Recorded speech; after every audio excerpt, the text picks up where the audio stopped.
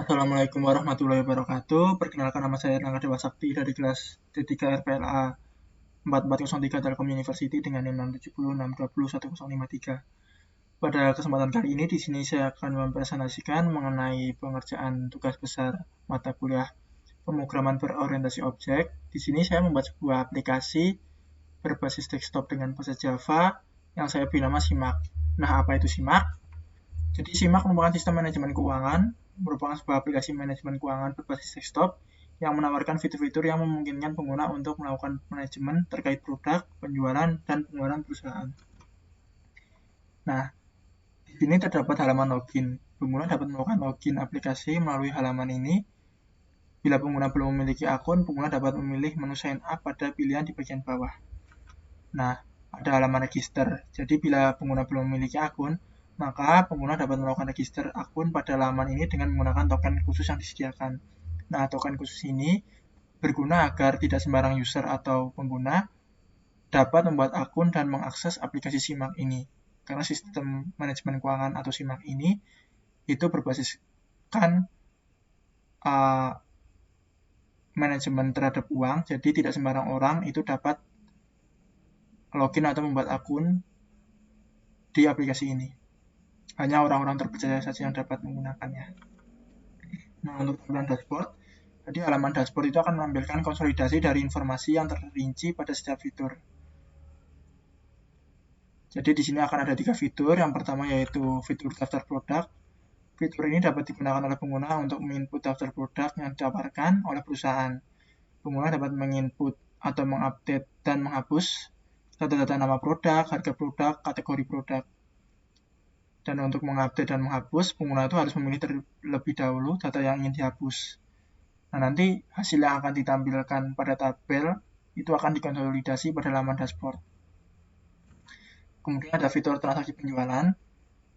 Jadi sama, fitur ini tuh dapat digunakan oleh pengguna untuk menginput transaksi penjualan yang dilakukan oleh perusahaan.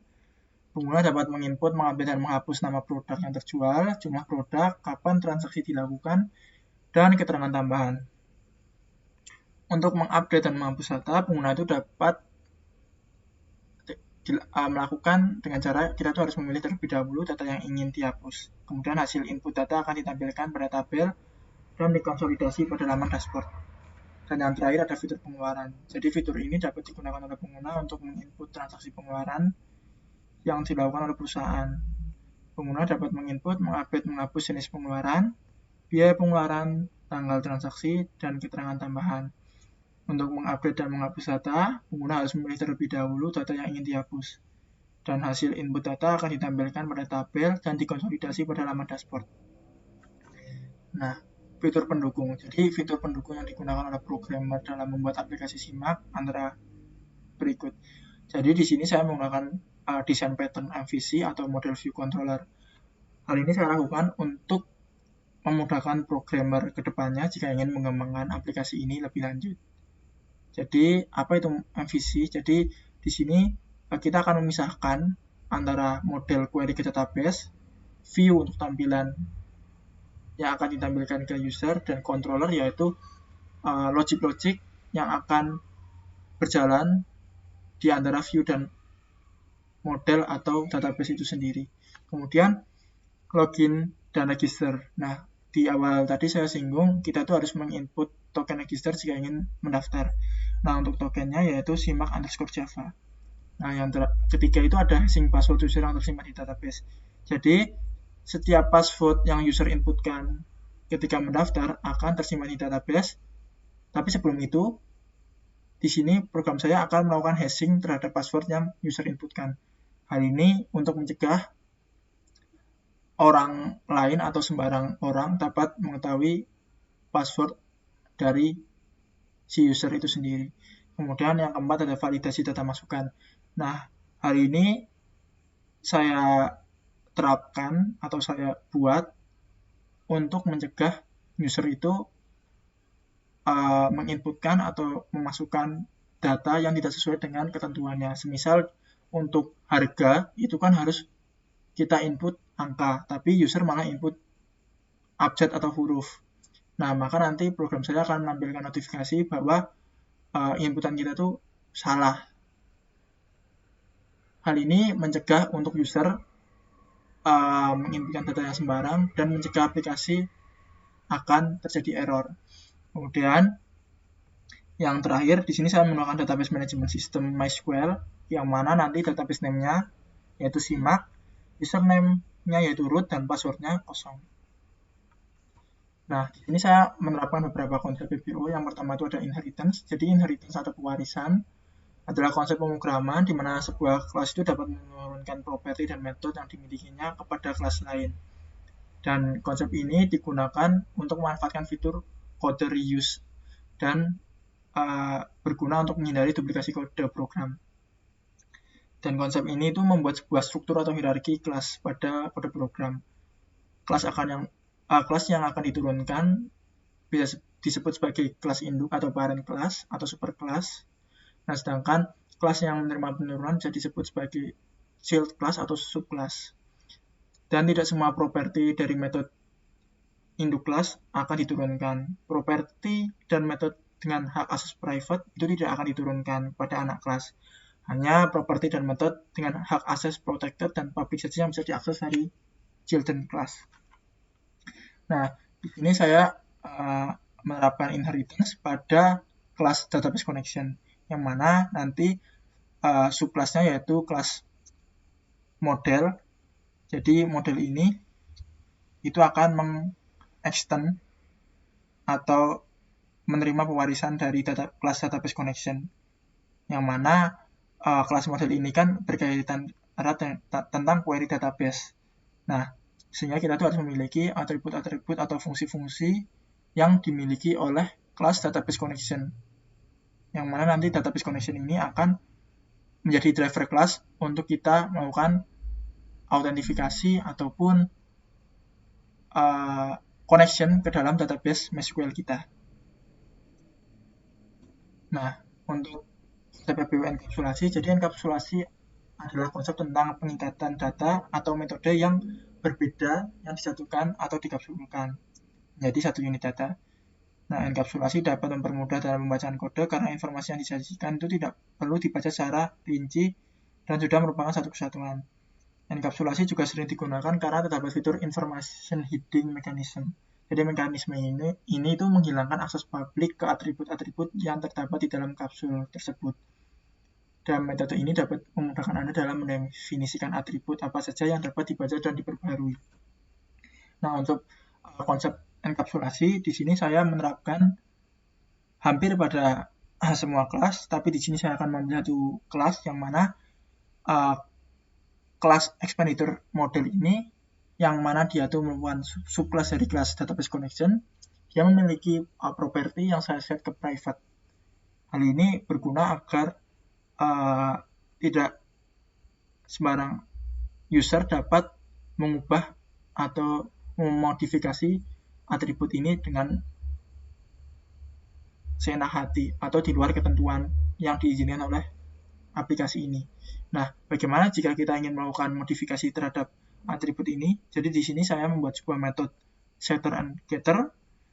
Nah, di sini saya ambil contoh yaitu ketika kita ingin mendapatkan ID dari pengeluaran atau expenditure, yang mana nanti ketika kita get expenditure ID, maka nanti program akan mereturn ID dari pengeluaran. Nah, kemudian jika kita ingin men-set expenditure ID dengan parameter kita ingin memasukkan ID apa, maka program ini akan men-set expenditure ID di kelas expenditure model ini dengan expenditure ID yang ada di parameter masukan atau yang diinputkan dari si user itu sendiri.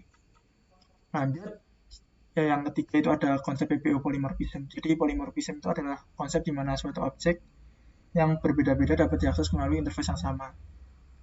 Dan sebuah objek yang polymorphism ini dapat beradaptasi dengan metode apapun yang diimplementasikan pada objek tersebut. Dan setiap kelas memiliki interpretasinya sendiri terhadap interface-nya. Dalam Java terdapat dua polymorphism yaitu static dan dynamic. Nah, untuk static polymorphism yang umum digunakan adalah metode overloading. Nah, metode overloading ini mengizinkan kalian untuk menerapkan beberapa implementasi metode yang berbeda dalam kelas yang sama, namun dengan parameter yang berbeda.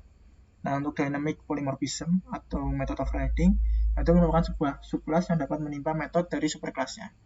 Untuk lebih jelasnya saya akan jelaskan di slide berikutnya.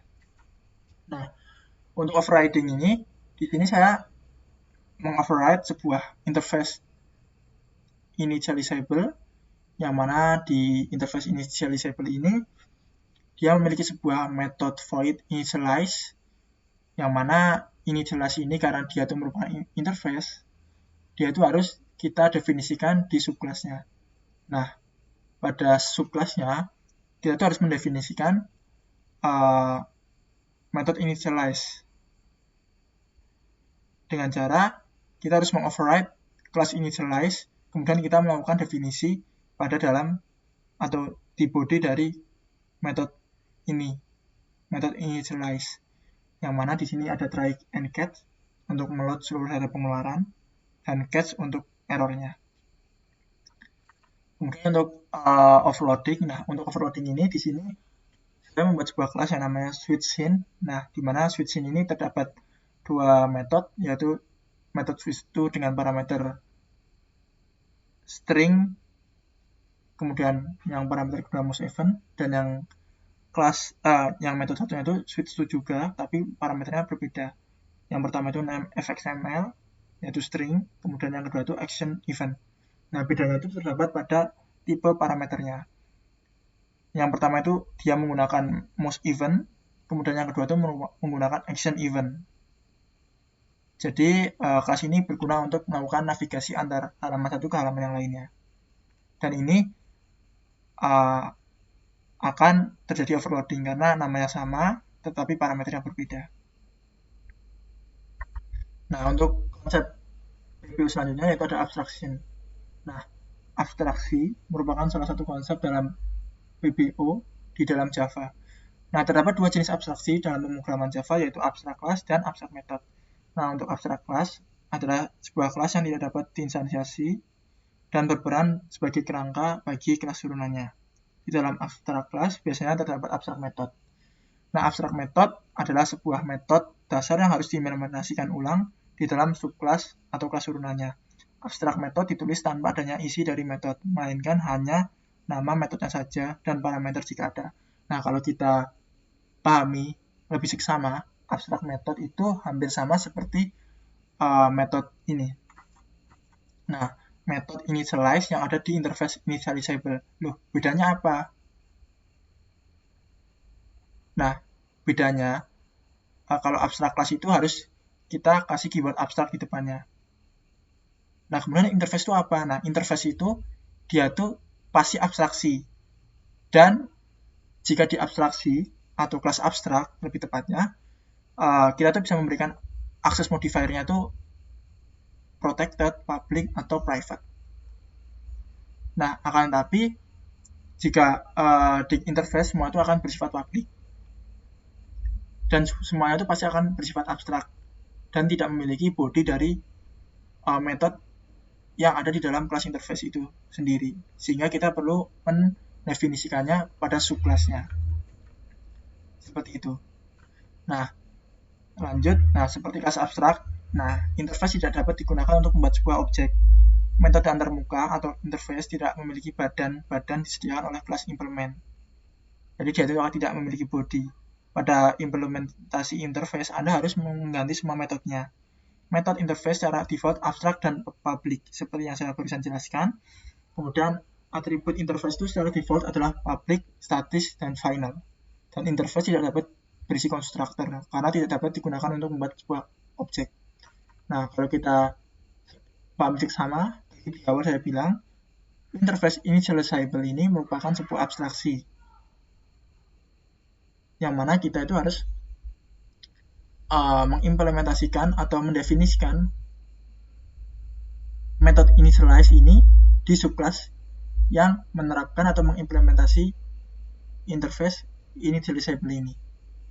Seperti itu sendiri. Nah, sekian dan terima kasih. Nah, mungkin ini saya akan mendemokan aplikasi yang saya buat. Nah, untuk aplikasi yang saya buat ini ada di dalam out.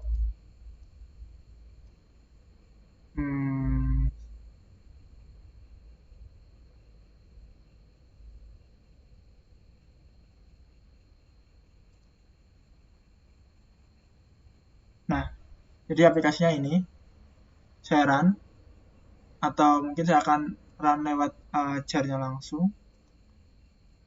Di sini akan saya lihat quick access. Oh.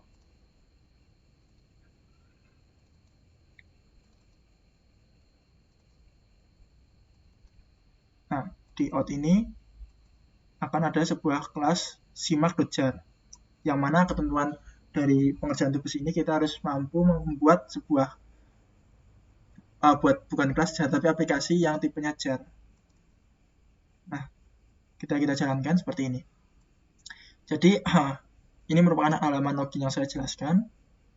Kemudian di sini jika kita tidak memiliki akun maka kita harus register. Contohnya di sini saya akan register. Di sini saya akan masukkan nama,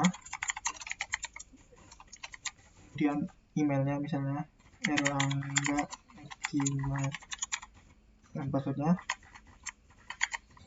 Nah, kemudian untuk tokennya tadi apa namanya, simak_java register. Nah, jika berhasil maka akan muncul akun Anda berhasil ditambahkan, dan kita bisa login erlangga@gmail.com. login. Nah, jika kita berhasil login maka nanti akan muncul halaman dashboard. Nah, di sini akan muncul ya resume singkat dari fitur-fitur yang kita miliki. Nah, untuk menambah produk kita bisa melakukan penambahan di sisi kanan ini. Misal di sini saya akan menambahkan sebuah produk roti bakar, harganya mungkin 12.000, kategori produknya makanan. Ketika saya submit, nah maka akan muncul di sebelah kiri. Nah, di sini saya akan inputkan sebuah huruf dan kita update. Nah, maka di sini akan muncul harga harus berupa angka. Nah, semisal kita ganti dengan harga 15.000 dan update, nah maka di sini akan berubah harganya. Seperti itu.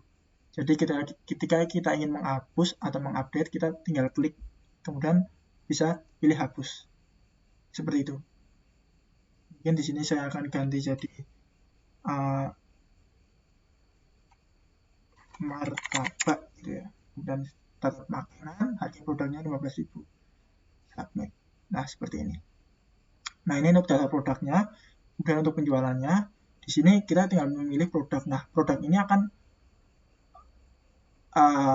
muncul ketika kita udah menginputkan nama produk yang ada di daftar produk ini. Jadi semisal kita produknya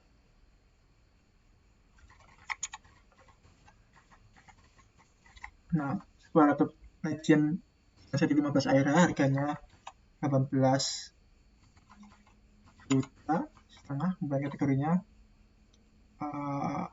laptop. Kita submit.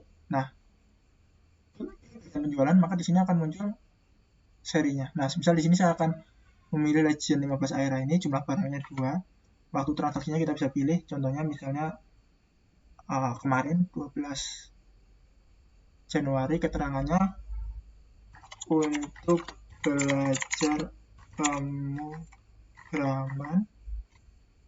Bukan, keterangannya contohnya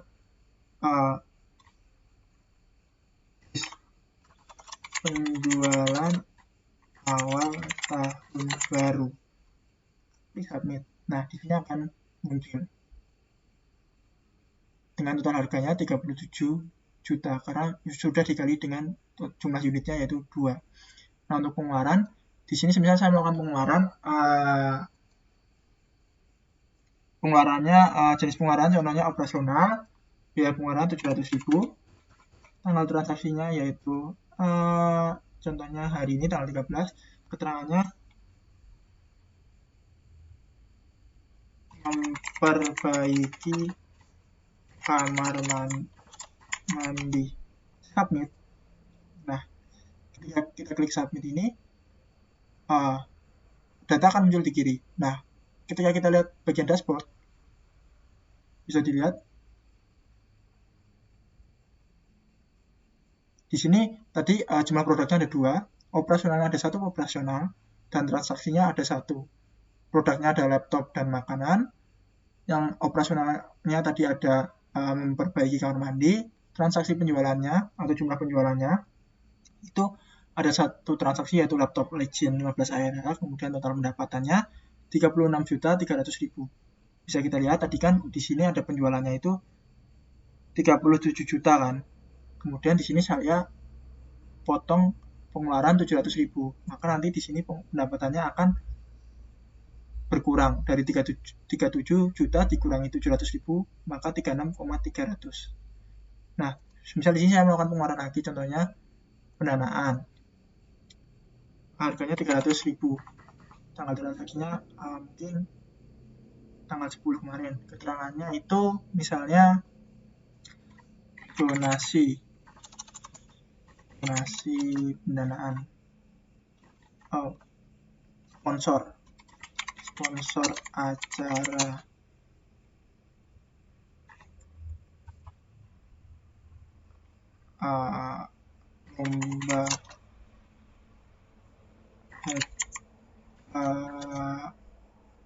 lomba coding misalnya. Submit. Nah, akan muncul di sebelah kiri ini. Semisal kita klik dashboard, nah maka nanti total pendapatannya akan jadi 36 juta karena barusan kita kurangin. Jadi seperti ini program saya. Ketika kita klik logout, maka program akan meng-logout. Nah, terus bagaimana ketika kita lupa password? Santai, kita bisa klik bagian sync up, masukkan data, misalnya kita ingin melakukan ganti data, misalnya kita input nama, emailnya apa? Emailnya tadi kan erlangga@gmail.com. Passwordnya misalnya 123456778. Nah, tokennya tadi simak_java. Kita klik submit, apa yang terjadi register. Nah, maka akan muncul Anda berhasil di reset. Jadi program saya di sini akan mendetek bahwa semisal email yang sama diinputkan itu akan reset akunnya. Nah, kenapa saya berani melakukan hal ini? Karena saya pikir aplikasi ini itu lingkupnya hanya lingkup perusahaan saja, tidak komersil, milik semua atau umum gitu. Jadi otomatis orang yang memiliki token ini hanya orang-orang terpercaya saja, dan jika misalnya si user itu lupa akunnya, maka jika dia menginputkan dengan email yang sama, maka nanti akan reset akunnya, seperti itu. Nah, untuk database-nya bisa dilihat di sini. Nah, di sini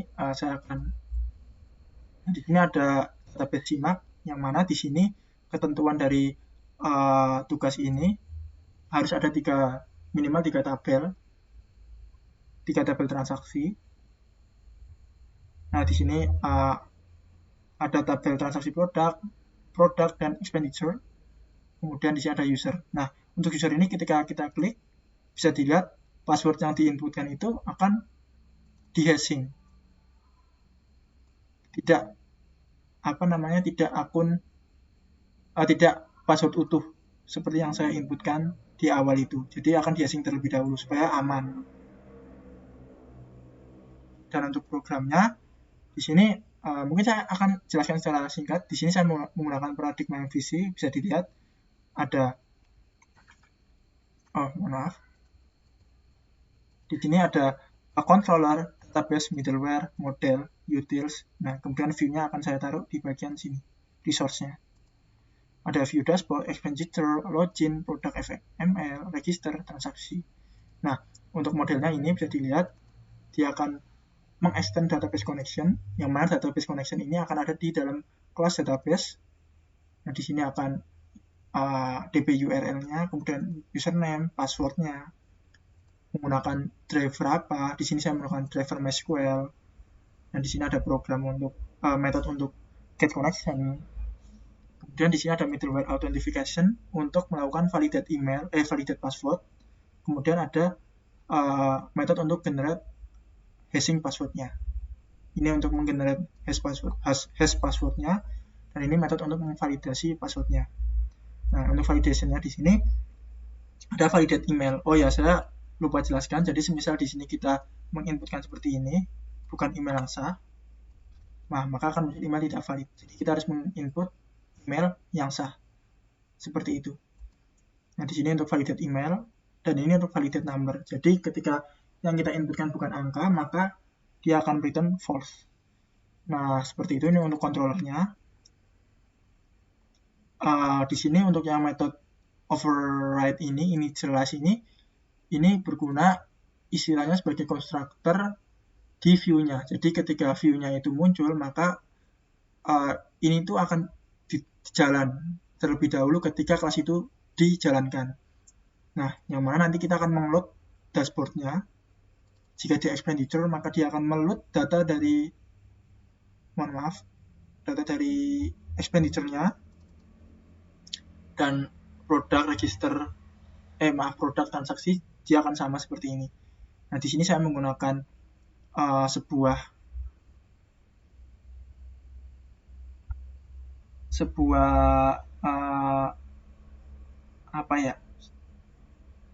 observable array list untuk menampung data. Nah, observable list dari list expenditure model ini yang saya taruh di expenditure list, dan saya akan meng-get semua expenditure-nya.